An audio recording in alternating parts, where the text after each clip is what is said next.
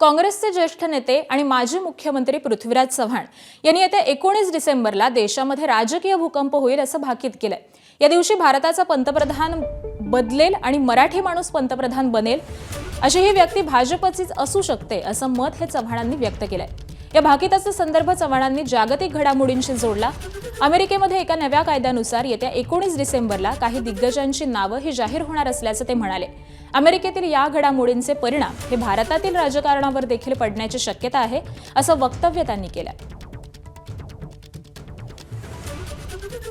मी म्हटलं की कदाचित महिनाभरात मराठी माणूस भारताचा पंतप्रधान होईल, कारण 19 डिसेंबरला अमेरिकेत संसदेने कायदा केलेला आहे की अमेरिकेत एप्स्टीन नावाचा एक माणूस होता, इस्रायलचा गुप्तहेर होता, त्यानं जो धुमाकूळ घातलेला आहे अमेरिकेमध्ये त्याचा पर्दाफाश होणार आहे।